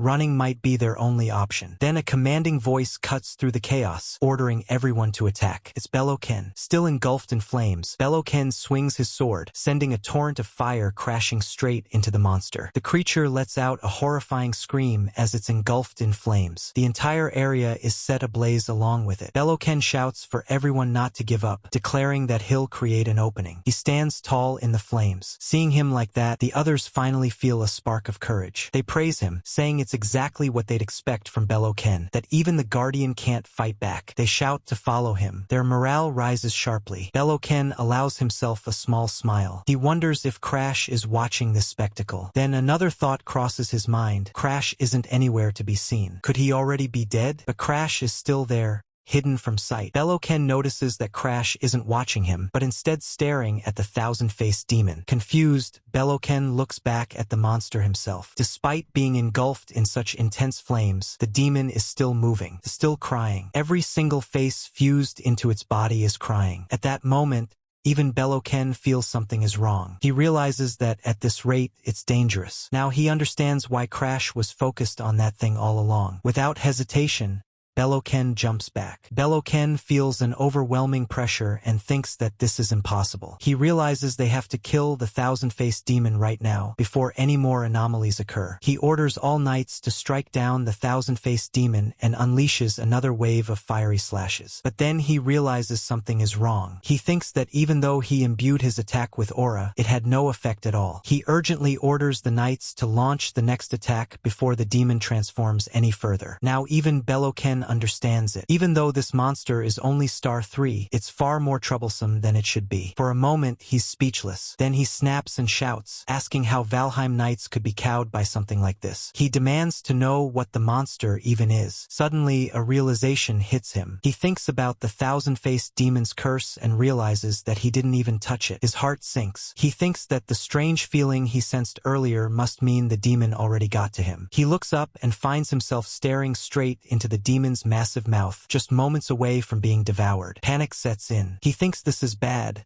that at this rate he's going to be taken down, that he's going to die. There's nothing he can do. He desperately looks around. Then, unexpectedly, the monster itself starts to feel pressure. His body begins to distort as if it can't handle something. From somewhere beyond, a voice echoes, mocking him. It says that this is happening because he's an idiot, someone surpassed by a sister 3 years younger than him. The voice sneers that after all his bluffing, he lost his entire order of knights and ran away just to save his own skin. Calls him a failure and declares that this is where he'll be taken down. Beloken can't believe it. He tries to run, but the monster is already there. He attempts one last counterattack, but the demon's punch is overwhelmingly powerful. He's sent flying into the black abyss. Rain pours down. Crash is there. Beloken opens his eyes and sees Crash standing nearby. He asks why Crash is here. Crash responds with relief, saying that his brother is awake and still alive. He explains that he was watching from afar the whole time. When he saw Beloken get swallowed by the swamp after the thousand-faced demon's attack, he immediately avoided its gaze, pulled Beloken out, and escaped the area with him. Beloken says that he understands. He claims he's fine now and that he can walk on his own. Crash points out that Beloken's body can't even use aura anymore and asks if he's sure he doesn't need to rely on him. Crash offers him his sword. Beloken, filled with frustration, refuses. He says he doesn't need help from an idiot like him. With the sword in his hand, Beloken tries to move forward again. He asks if the thousand-faced demon is still nearby and how far they are from the site. Crash answers honestly,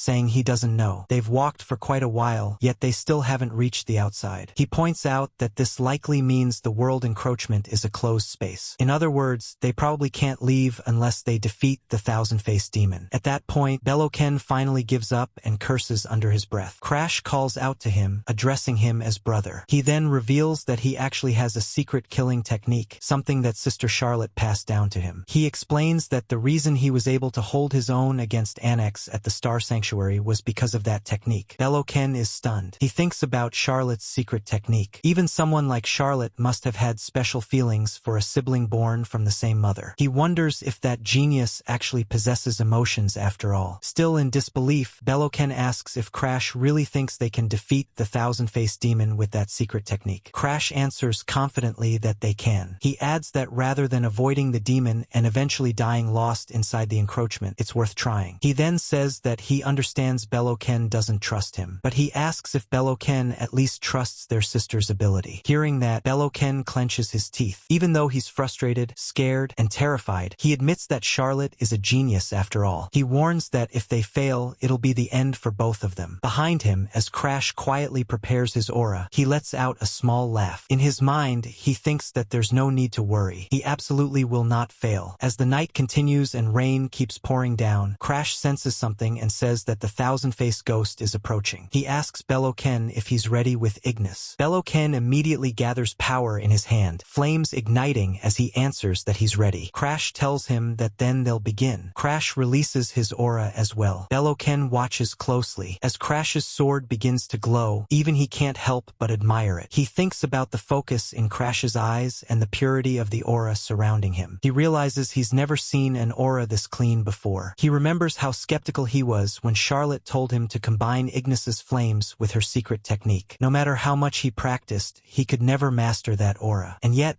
Crash calls out to him, addressing him as brother. Beloken responds instinctively. Crash asks him to give him Ignis. Without hesitation, Beloken extends his hand and agrees. The moment Ignis is transferred, Crash's aura ignites. Flames spiral around his body, and even the sword is engulfed in fire. Crash mutters his brother's name again. Beloken suddenly hesitates and says there's a problem. Crash calmly replies that it's fine. He says he'll make it in time and doesn't need Beloken to buy him anytime. Beloken is shocked. He wonders what Crash is saying. In his mind, he realizes that Crash's flames are burning brighter than his ever did. That sword will likely kill the thousand-faced ghost. Beloken remembers losing his subordinates in an instant and running for his life. If Crash defeats the thousand-faced ghost now, doesn't that mean he's weaker than the failure he looked down on? As that thought forms, Crash moves. He slashes forward. Again and again, his sword flashes through the rain, carving into the monster. With a final, single stroke, he cuts the thousand-faced ghost apart completely, burning it away until nothing remains. Beloken can't believe what he's seeing. The rain stops, the clouds part, sunlight breaks through, revealing a clear blue sky. Someone says that it's over, but to Beloken, the scene doesn't feel beautiful at all. He mutters that it ended too easily. Then he laughs. Suddenly, he swings his sword straight at Crash. To his shock,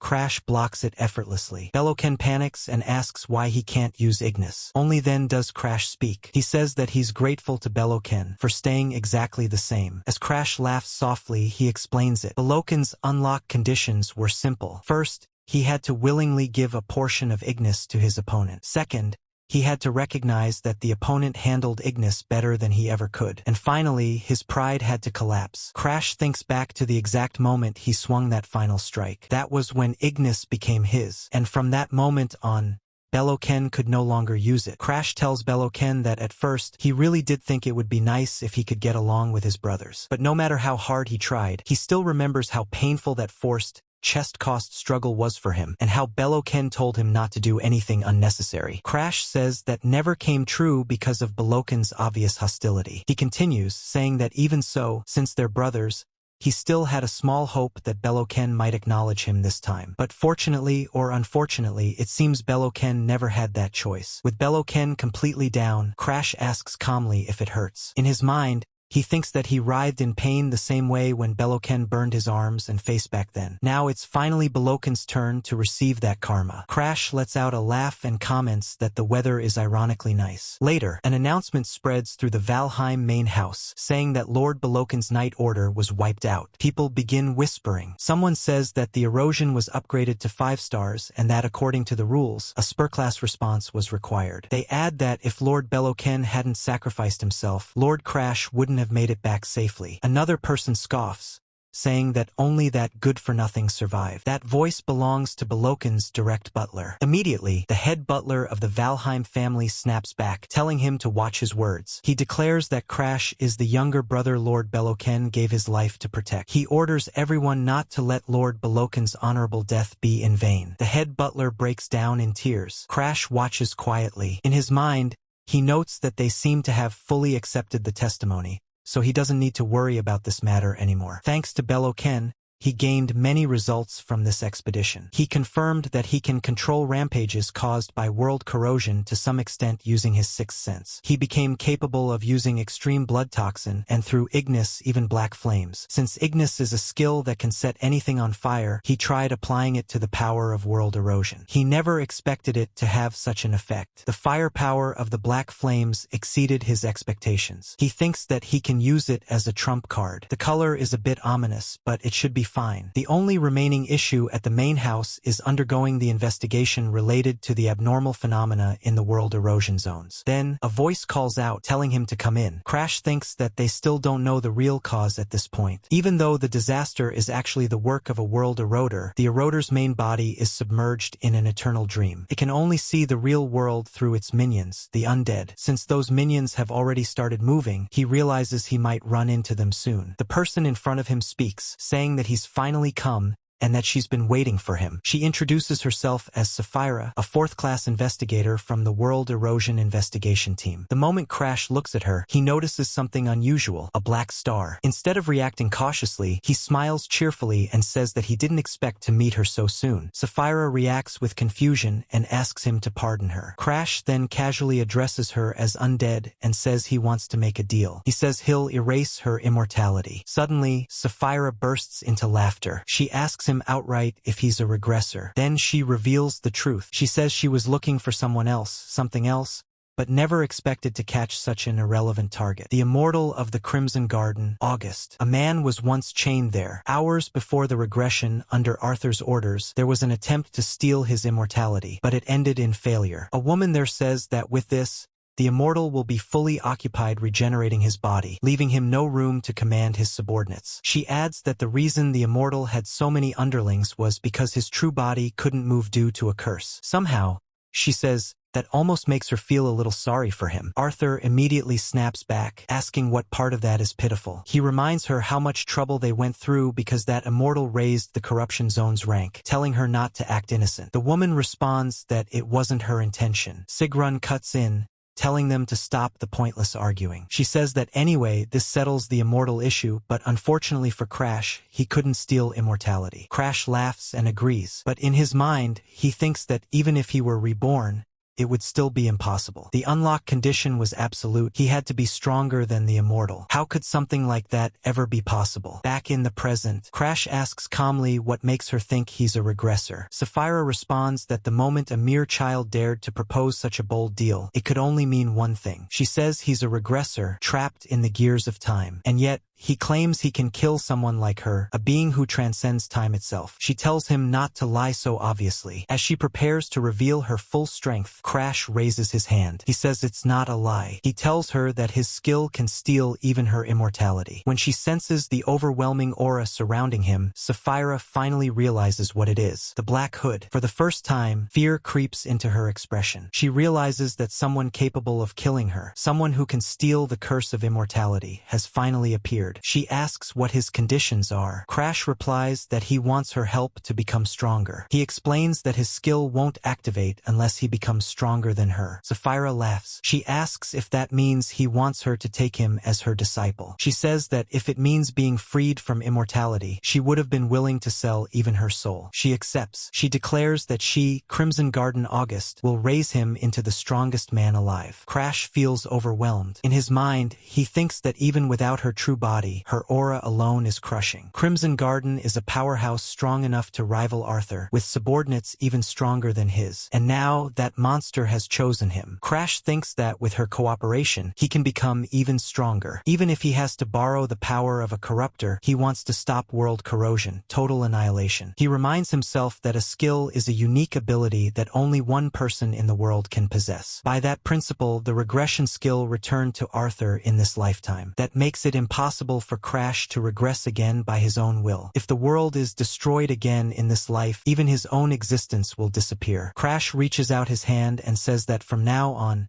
it's nice working with her. He calls her Grim. Zerilac reacts with confusion and asks why he's calling her that. She then tells him to call her master instead and gently pats him on the head. Crash winces a little and says that now he can finally go home. Grim asks if this place isn't already his home. Crash, rubbing the bump forming on his head, says that he stayed here many years ago, so long ago that he can't even remember his parents' faces. At that moment, a member of Lady Valheim's direct night order, the Valkyrie, appears. She informs him that Lord Crash's mother is calling for him. Crash freezes. In his mind, he wonders about his mother. She never even showed her face while he was at Cheongseong Hall. Did she hear rumors that he'd changed and suddenly grew interested? The Valkyrie adds that when the head of the house returned from the Forbidden Domain, he also wished to meet Crash. Hearing that, a chilling sensation runs through him. Crash thinks that his father, the head of the Valheim family, has reached the realm of a true Morphe demigod. Perhaps he sensed something about Crash through the stars. The Valkyrie relays further instructions, saying that Lady Arya ordered Crash to remain at the main house until then. Crash thinks about Bianca waiting for him and the mountain of things he still needs to do. He can't afford to waste time at the main house. Out loud, he asks whether staying overnight was actually his father's order. When there's no clear confirmation, Crash says that if that's the case, he'll head back for now. He starts to leave along with his master. Lady Arya is visibly surprised and asks what he means. Crash calmly replies that he'll come again when his father summons him, or his father can come see him himself. Later, as they travel away from the old city and through the forests, Crash sits in the carriage feeling bored. He thinks that he's finally free and that he doesn't want to go back for a while. Outside the carriage, Grim is clearly irritated. She bangs on the door and shouts at him to open it, calling him an ill-mannered disciple. Crash looks at Grim and says that her color stands out too much. Grim tells him not to worry and says she can change colors as much as she likes. She adds that this form looks like a crow and jokes that it's just as black as Crash's eyes. Crash thinks that she's seriously irritating. He then asks about her real body. Grim snaps back, saying that he knows perfectly well her true body can't move and calls him an ill-tempered regressor. She adds that the real regressor is Arthur. Crash thinks to himself that he's only an incomplete regressor borrowing Arthur's skill. There's no need to explain that to Grim. When they finally reach home, Crash suddenly remembers something and tells Grim that there's a white chick at Cheongseong Hall, so she should be gentle with it. Grim tilts her head in confusion and asks what chick he's talking about. At that moment, Bianca appears and welcomes him back, calling him Mr. Crash. Crash sighs and says that he told her already. The butler also comes forward and greets him as young Master Crash. Crash asks if nothing unusual happened while he was gone. The butler replies that a letter arrived from Darling-sama. Crash immediately takes the letter and reads it. The letter says that the medicine for the color change disease he requested is complete. Darling adds that he made it thinking of Crash and finished it in no time, and that he'll bring it personally soon. Crash mutters that geniuses are often eccentrics. He then tells Arya that if someone named Darling Denvalion comes here, he should treat him with the utmost care, since he'll be their benefactor. He hands the letter to him. Arya acknowledges the order. The butler then adds that Lady Bianca has been worried about Crash this whole time. Crash repeats her name in confusion. The butler explains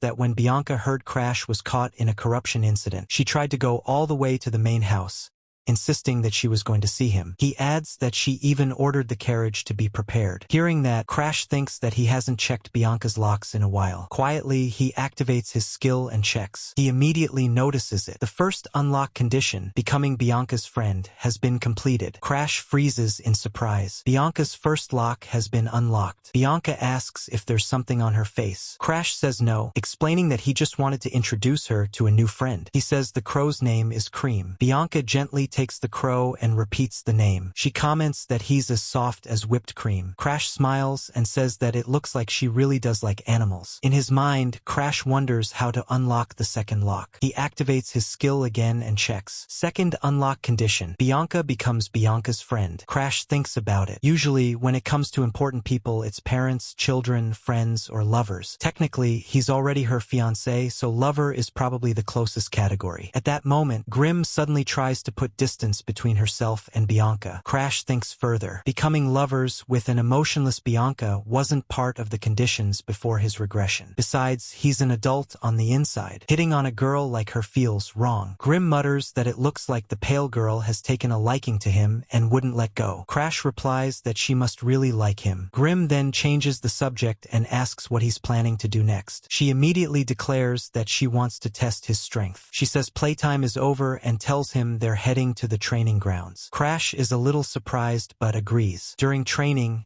Grimm bluntly calls him pitiful. She says it's hard to believe a regressor could have such terrible talent. Crash shrugs and says he already told her he's a total failure. Grimm points out that right now, he's only barely crawled up using his past experiences and secret techniques. She says that kind of effort would be overtaken by a true genius in less than 5 years. Then she adds that's only if they're talking about pure talent. Before her, talent means nothing. Crash has his skill. If he lacks talent, he should just steal it from everyone else. She tells him that someone who never could have escaped the bottom of the production line will be pulled up by her. He'll seize everything from a place higher than the clouds and eventually steal even her immortality. For the first time, Grimm shows her true face. Crash looks at her and calmly says that goes without saying. A few days later, Darling arrives cheerfully, greeting them loudly and asking if he kept them waiting. Crash asks since when he became Darling's honey. Darling laughs and says that's cold. Crash ignores that and asks if he brought what he requested. Darling grins and dramatically presents it, saying it's finally finished. He proudly asks if he's a genius or what. Crash looks at it and replies that there's no need to state the obvious. He says Darling has always been a genius. Darling lets out a small sound and tries to step closer. Crash immediately tells him to cut it out. Darling stops and says that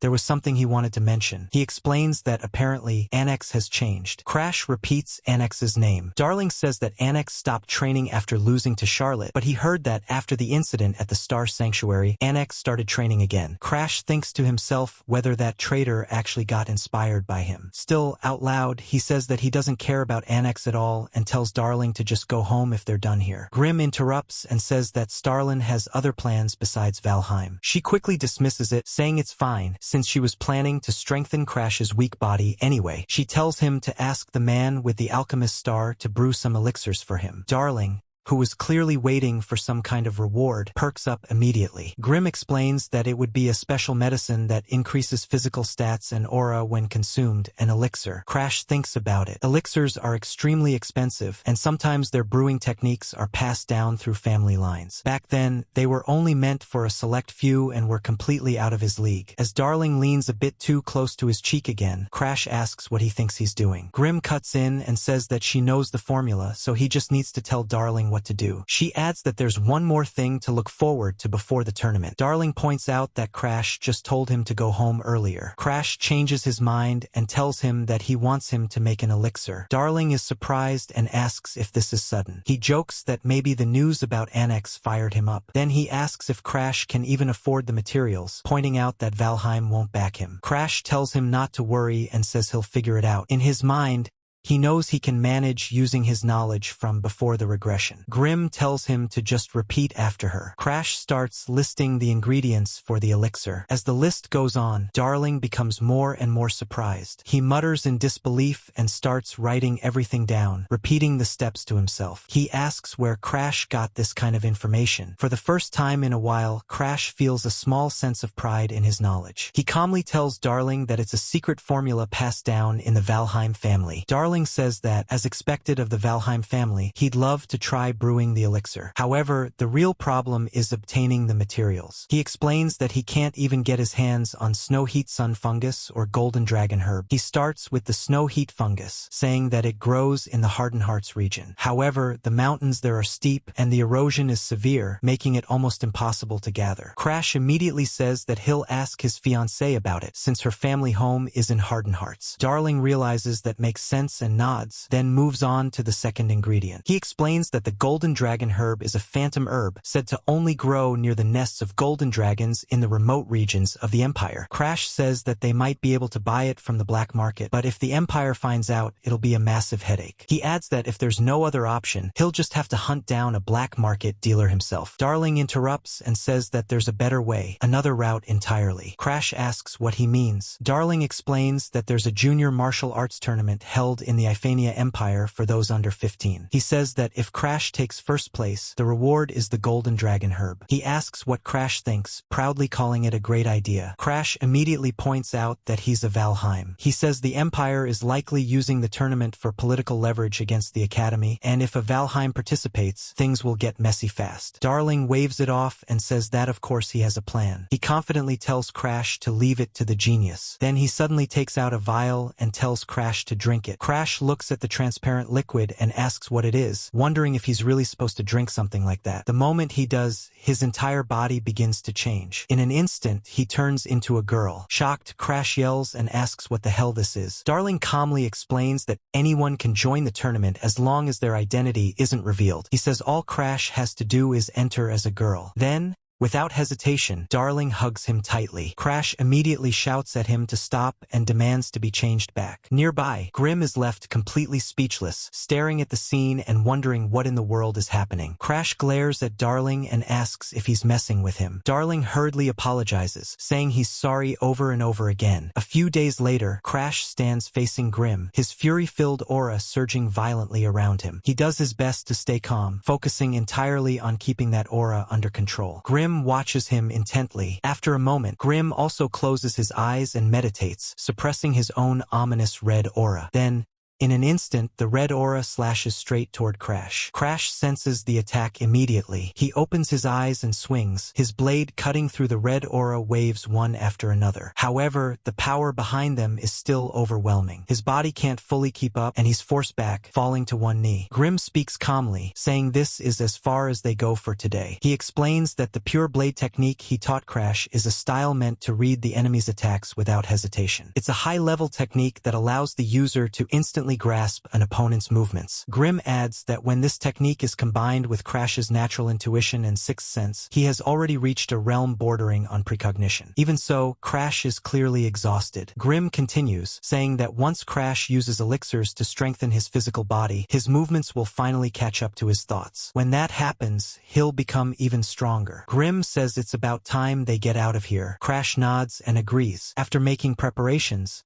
Crash says that they should head out. He asks Grim if he didn't forget to bring it. Crash recalls a few days ago when he took the medicine and commented that it would be easily seen through. Darling had replied that even magic couldn't detect it. He said that if Crash used it to disguise himself as a commoner from another kingdom, he could safely enter the tournament. Crash had snapped back, saying Darling should have given him that medicine from the start instead of turning him into a woman. Darling had laughed and said it was just a joke, telling Crash not to get so worked up. Crash had asked how long it would last. Darling had replied that it would last about a day. Crash had groaned, realizing he'd be stuck with that face until the next day. Back in the present, Crash thinks that Darling is reliable, but absolutely exhausting. The carriage is prepared. The butler steps forward and says that he's been expecting him, addressing him as Master Crash. The butler explains that he made an offer to Fluker from the Lawless Zone and arranged for a merchant to assist with Crash's illegal border crossing. He instructs Crash to remain hidden during transit. Crash notes that the man is a dealer in eroded species and says that he should be able to pass the border thanks to him. He praises Ariad, saying that thanks to him, he can leave Greenpine Manor in his hands without worry while he's away. The butler bows and says to leave everything to him. He promises that absolutely no one will be allowed inside, not even the head of the house. The butler is already fully resolved. The day after Darling gave gave Crash the medicine, Crash thinks about how the discoloration disease was the real reason he handed it directly to the butler. When the butler took it, he immediately bowed deeply and said thank you for curing his daughter. He is overwhelmed with gratitude, feeling that no words are enough to express it. The butler says that now he can die with no regrets. Crash immediately shuts that down and says that if he's truly grateful, then he should keep living. He tells him that since he saved his daughter's life, the butler is not allowed to die until Crash says so. He orders him to keep serving him. With tears in his eyes, the butler says that this is a small price to pay compared to her life. Crash tells him that's right. The butler swears that he will survive no matter what. Crash smiles at that and thinks that he can finally stop worrying about Ariad betraying him. He also thinks about Bianca and thanks her for agreeing to his request. Crash tells Bianca that it's been a long time since she's been home and that she should get some proper rest. Bianca refuses and says that as soon as she obtains the snow-white solar fungus, she'll return immediately. She says she'll be waiting for his return at Greenpine Manor. Crash understands and tells her that he'll try to get back as soon as he can. He's genuinely happy seeing all the special delicacies she prepared for him. He asks if that was the reason it was so noisy yesterday and thanks her, saying he'll eat it later. Bianca wishes him a safe trip. Crash tells her to take care too and says they're heading to the Empire. Soon after, they begin traveling. Grim flies around the carriage as they move forward. Crash has finally obtained the power of Ignis, and he focuses on meditating, doing his best to keep all the powers within him under control. Grim asks how the power of erosion is holding up. Crash replies that it's stable thanks to his sixth sense. He adds that the past 5 days have been peaceful,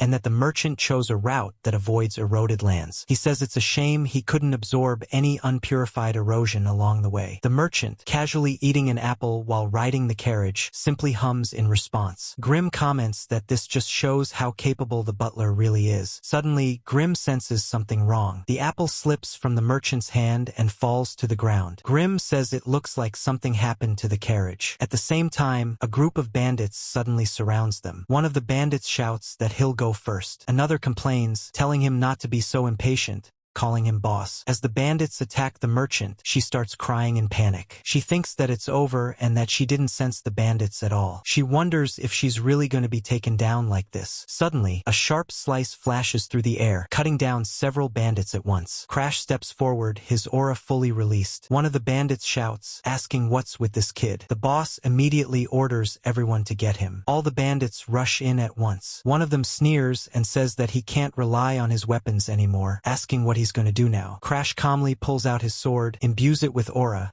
and says that if they mean weapons like these, then yes. In the next instant, he cuts through the bandits continuously, one after another. Soon, only the boss remains. The boss stares at him in shock and says that he's no ordinary brat. He declares that he'll kill him in a single blow. He swings his axe with full force. Crash blocks it using the pressure of his aura alone, then immediately slices the boss down as well. The bandit is stunned and shouts that his attacks are being read. He says that a cheap trick like that won't work on him. Crash replies calmly that if that's the case, then he thought he could handle this without even using his sixth sense. That completely enrages the bandit. He yells that if it's come to this, he'll use his secret technique. He laughs and says he'll crush Crash's head along with his sword. As the bandit prepares to strike, Crash remains completely calm. The bandit shouts that Crash fell for it and activates his phantom battle axe technique. From the outside, it looks like he's striking from above, but at the same time, an attack comes from the side. Crash instantly sees through it. He activates his fiery technique and says that this is that technique. Crash freezes in shock and blurts out that the secret technique just now belongs to a disciple of the slaughter dog, asking if the bandit is him. Butcher Dog Balakin, a murderer who later became a servant of the world corruptor alongside the white demon, Bianca. In the original timeline, he was destined to infiltrate Starland and slaughter countless people, only to be killed by Charlotte in the end. That single incident made Charlotte famous across the entire empire. Every newspaper talked about how a 16-year-old girl from House Valheim defeated a servant of world corruption. But that time shouldn't have come yet. Crash thinks that Balakin's infiltration into Starland was supposed to happen much later. So why are his subordinates already active in the lawless zone? Something feels wrong. After cutting down the bandit, Crash mutters that this is happening way too early. He gets a bad feeling about it and decides they should grab the golden dragon grass and get out as fast as possible. Imperial capital, Sela. Martial arts tournament registration site. A massive crowd has gathered. Watching from above, someone remarks that a lot of people showed up. A young girl stands there, the fourth Imperial Princess of the Iphania Empire, 14 years old. She looks down with interest and says there are so many people who look interesting. She calls them her little rough diamonds and declares that she's taking all of them to Lahern Academy. Her assistant immediately scolds her, saying that such words are unbecoming of her. He adds that if His Majesty heard her talk like that, he'd foam at the mouth and collapse on the spot. The princess snaps back and tells him not to talk about her father. She pretends to clutch her head and complains about auditory hallucinations, calling out a name and telling it to be silent. The assistant stiffens and corrects her, addressing her properly as Lady Cecily. Cecily Iphania, the youngest daughter of the emperor. At the age of 7, she already possessed a brilliant mind capable of solving advanced mathematical problems. Many believed she had the potential to rewrite imperial history, and there were voices insisting her talent be reported directly to His Imperial Majesty. That was what everyone thought, but Cecily thinks differently. She knows that if someone with a frail constitution like hers became involved in the struggle for the throne, she'd be killed almost immediately. So she decides that the only way to survive is to make everyone give up on her. From that day on, Cecily uses her genius to play the role of an uncontrollably wild, unstable daughter. Over time, even those who once praised her intelligence start saying that they misjudged her. Little by little, they give up on her as an imperial candidate. Meanwhile, the assistant watches quietly and thinks that he's observed Lady Cecily for a long time, so he knows her actions are an act. But lately, even he feels she's starting to go a bit too far. Then Cecily points and says that Sarah should look at that guy. She says he has a gloomy atmosphere, narrow eyes, and even a crow on his shoulder. She says that no matter how you look at it, he looks like a villain. She wonders if he might be from Valheim, the Empire's archenemy. Sarah responds that he certainly looks suspicious, but she doesn't think House Valheim would come here. Cecily scoffs and says not to underestimate her intuition. She declares that she's going to check it out. Before Sarah can stop her, Cecily jumps down from above. Sarah shouts for Lady Cecily, but it's already too late. Cecily lands and immediately starts running toward him, loudly announcing that she's going to expose his true identity. While running, she suddenly trips as someone sticks a leg out in her path. She's about to fall, but in that instant, Crash uses telekinesis to catch her. He clicks his tongue and tells the wild girl to watch where she's going. Cecily freezes for a moment. She notices his calm way of speaking and his relaxed attitude. At the same time, Crash realizes something. He thinks that she also knows who he is. He sarcastically thinks how lucky he is to run into the fourth princess. Then he immediately follows that thought by thinking that it's not lucky at all, and that he'd rather not get involved with her if possible. After that, he finishes registering for the martial arts tournament. On the application form, the name is Crad, age 14, address listed as Ozzy, within Imperial territory. Crash thinks that all that's left now is to find an inn. But no matter where he goes, every place he asks is full. He mutters that it looks like everything is booked. He sighs and says it looks like he'll be sleeping outside tonight. Just then, a voice calls out to him. A cheerful old lady waves at him and asks if he's participating in the tournament. She says that if he doesn't have a place to stay, he can lodge at her place. She smiles warmly, like a kind grandmother overflowing with innocent goodwill. Grim immediately warns that this is clearly suspicious. Crash shrugs and says that if the offer is real, then he'll take it. Grim clicks his tongue and asks if no one ever taught him not to follow strangers. Crash replies that he slept outside all the time in his past life and that he's sick of it. Grim goes quiet for a moment, then mutters that this is exactly how regressors are. They never learn. They eventually arrive at the house. The old lady says that they're here and tells him he can use the room at the back on the second floor. She adds that she'll prepare dinner right away and tells him to come down later.